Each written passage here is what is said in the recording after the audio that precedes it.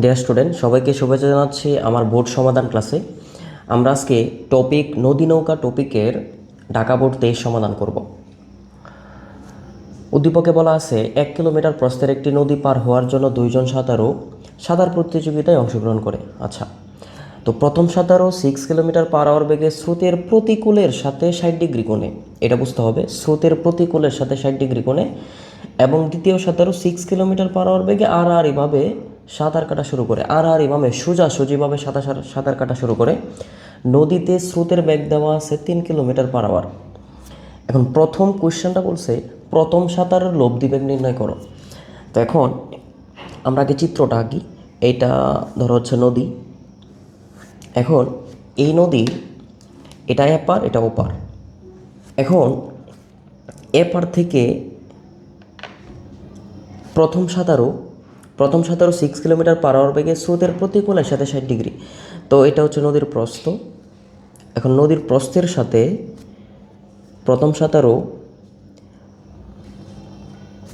এটা এই দিক বরাবর আমরা স্রোতের বেগ চিন্তা করি। স্রোতের বেগ ইউ, স্রোতের বেগ ইউ হচ্ছে স্রোতের বেগ দেওয়া আছে 3 কিলোমিটার পার আওয়ার। এখন প্রতিকূল স্রোতের দিকে যদি নৌকার বেগ থাকতো তাহলে এটা অনুকূল হইতো, একই দিকে হইতো। যেহেতু বলছে স্রোতের প্রতিকূলের সাথে 60 ডিগ্রি, তাহলে স্রোত যেদিকে এর বিপরীতে, প্রতিকূল মানে এর বিপরীতে বোঝাচ্ছে। তাহলে বিপরীত দিকের সাথে অরুণ মাঝি সে কি করতেছে, সে বিপরীত দিকের সাথে 60 ডিগ্রি কোণ নিয়ে যাত্রা শুরু করতেছে। তাহলে 60 ডিগ্রি কোণ এই পাশে হবে। আচ্ছা, এখন প্রথম সাঁতারু লব্ধি বেগ বলছে বের করার জন্য। তো এখন লব্ধি বেগ যদি বের করতে চাও তাহলে তুমি কিভাবে বের করবে? ধরো আমি চিন্তা করলাম যে নৌকার বেগ যেহেতু এটা, তাহলে প্রথম সাঁতারু নৌকার বেগ হবে 6 কিলোমিটার পার আওয়ার। এখন স্রোতের বেগ দেওয়া আছে, নৌকার বেগ দেওয়া আছে, আমরা লব্ধি বেগ বের করে ফেলতে পারবো। তো লব্ধি বেগের সূত্র,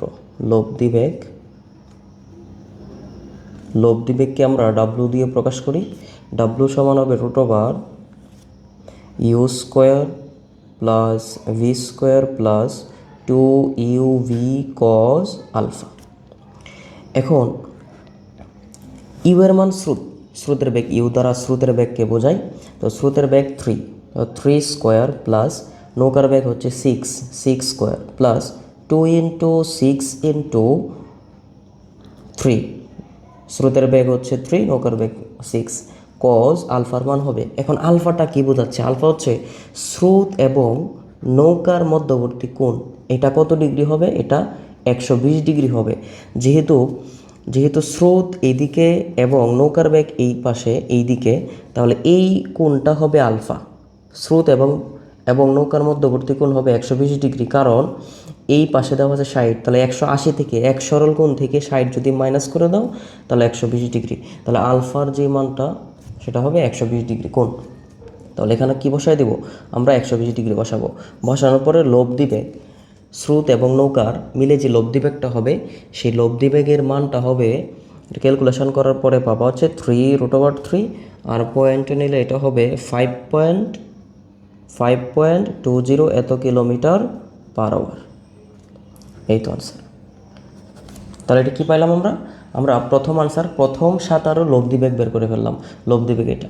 এখন তুমি ইচ্ছা করলে তুমি এখান থেকে কোণ বের করে ফেলতে পারো, কত ডিগ্রি কোণে যাচ্ছে এটা বের করে ফেলতে পারো। যদি আমরা বের করি যে কত ডিগ্রি কোণে পৌঁছাবে, স্রোতের সাথে কত ডিগ্রি কোণে পৌঁছাবে, তো আমি যদি বলি লব্ধির কোণ বা লব্ধির দিক যদি আমি বলি বের করার জন্য, এটা বলে দেওয়া নাই, এটা না বের করলেও সমস্যা নাই। লব্ধির দিক, তো লব্ধির দিক হচ্ছে থিটা। তো থিটা হবে tan ইনভার্স যার সাথে কোণ লেগে থাকবে। তো ধরো তুমি স্রোতের বেগ দিকে, নৌকার বেগ এটা, আমি ধরে নিলাম লব্ধি বেগ এই দিক বরাবর হইল। এখন মধ্যবর্তী কোণ আমি বলে দিলাম স্রোতের সাথে এতটুকু, আর এটা হচ্ছে থিটা কোণ। এই থিটা কোণের মানটাই আমরা বের করব। তাহলে যেহেতু স্রোতের সাথে লেগে আছে, স্রোতের বেগটা আমি আলাদা রাখলাম ইউ, এরপরে হচ্ছে বি সাইন আলফা, এটা আমরা সবাই জানি, ভি কজ আলফা। এখন আমরা সবগুলো ডাটার মান বসাই দিব। নৌকার বেগের মান হচ্ছে 6 সাইন আলফার মান 120 ডিগ্রি, স্রোতের বেগ 3 প্লাস 6 কজ 120 ডিগ্রি। তো থিটা কত পাবো আমরা ক্যালকুলেশন করার পরে এই থিটার মানটা পাবো হচ্ছে 90 ডিগ্রি। তো আমি বুঝতে পারলাম প্রথম সাঁতারু সে 90 ডিগ্রি কোণে অপর পারে পৌঁছাবে। তাহলে কত ডিগ্রি কোণে রওনা দিছিল? 120 ডিগ্রি কোণে রওনা দিছিল এবং সে 90 ডিগ্রি কোণে গিয়ে পৌঁছাবে। এটা হচ্ছে প্রথম ম্যাথের আনসার। এখন আমরা যদি দ্বিতীয় ম্যাথটা দেখি, তো দ্বিতীয় ম্যাথ কি বলছে যে উক্ত প্রতিযোগিতায় কোন সাঁতারু আগে পার হবে। তাহলে আমি এক কাজ করি, আমি ঘ আনসার বের করব। তো আমি প্রথম সাঁতারু বলি, প্রথম সাঁতারু আগে পৌঁছাবে মানে সময় বের করব। আমরা জানি প্রয়োজনীয় সময়ের সূত্র, প্রয়োজনীয় সময়। আমি সবগুলো ডাটা লিখতেছি না, তোমরা ডান পাশে দেওয়া আছে সবগুলো লিখবা, পরীক্ষায় সব সময় লেখা করবা। আমি T1 মনে করলাম, T1 সেটা হবে d/v সাইন আলফা। ডি এর মান, নদীর প্রস্থ কতটুকু দেওয়া আছে 1 কিলোমিটার, আমি কিলোমিটারে রাখলাম। নৌকার বেগ কত? নৌকার বেগ হচ্ছে প্রথম সাঁতারুর নৌকার বেগ 6 সাইন আলফা। কত ডিগ্রি কোণে রওনা দিছিল? 120 ডিগ্রি কোণে রওনা দিছিল। আমরা কোথায় পাইছিলাম? এই যে আমরা স্রোতের বেগ এবং নৌকার বেগের মধ্যবর্তী কোণ 120 ডিগ্রি পাইছিলাম। এখন T1, এই T1 এর মানটা কত হবে ক্যালকুলেশন করার পরে? তো আমরা যদি ক্যালকুলেটরে দেখি, ক্যালকুলেশন করার পরে আমরা প্রথম যে মানটা পাবো এটা হচ্ছে 0.192 এত ঘন্টা পাবো। যেহেতু কিলোমিটার পার আওয়ার রাখছি, সময়টা আসবে ঘন্টাতে। এখন দ্বিতীয় সাঁতারু যদি আমি বলি, এখন দ্বিতীয় সাঁতারুর সময়, দ্বিতীয় সাঁতারুর প্রয়োজনীয় সময়।